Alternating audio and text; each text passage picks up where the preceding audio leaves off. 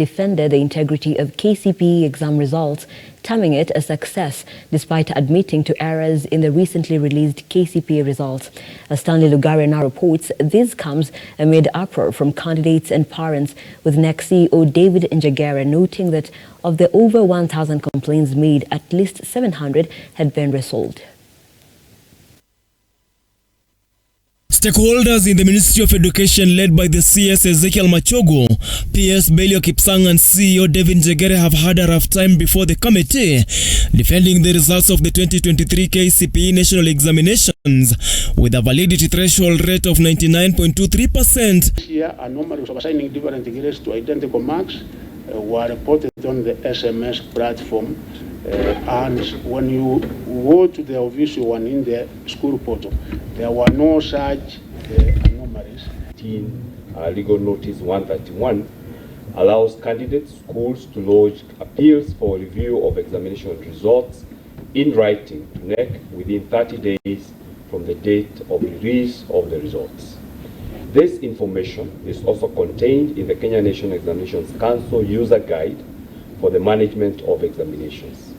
Appearing before the Parliamentary Committee on Education to respond on a number of issues as raised by the committee led by MP Julius Melly, including cases where some parents are not satisfied with the results, the committee is seeking to realize why NEC has not yet approved the oversight body of the national examination results since 2019, the entire process of how candidates were awarded marks, the logic used in the awarding of marks, the use of mobile phones during the marking of exams, explanation about the marking of examinations manually and not digital as it should have been for some candidates. It is to be noted that the candidates taking Swahili do not take sign language and vice versa, and therefore these errors were caused by configuration issues on the interface used to give out the results. But the thing that, as the CS has mentioned, is that the results, which are the official results, official provisional results as provided in the NEC portal, do not have these particular errors. The ministry was questioned to explain about the whole issue surrounding the short message sent to receive results and how those affected by the system failure trying to get their respective candidate results after cases of controversial results were reported to some candidates, and if the affected will be refunded their money after causing physical trauma to them as well.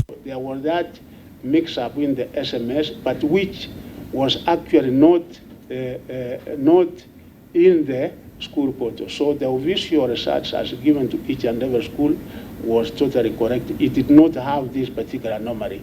And this anomaly also took place in a 10-minute period when the system opened up at around 2:30 to around 2:40, 10-minute period. You can see the number of people trying to access and in 10 minutes time what damage the technology can be able to do. And Chair, I would wish to inform the Honorable House again that we have requested, as already mentioned by the CS, our colleagues in the Ministry of ICT to support us in trying to know exactly what happened with the data transmission from our database to the database of both the service provider and the telecom, so on the access of that information. The controversy on the contract for the publishers of the national examination papers as raised also emerged in today's session, with the ministry maintaining that contract is issued every year. On November 23rd, 2023, the date of release of the KCPE results, NEC sent out a circular to all KCPE results guidelines to all the sub-county directors of education and heads of primary schools that presented candidates for the KCPE examination. One of the issues captured in the circular is the handling of queries related to examination results. Stanley Lugare, Look Up TV.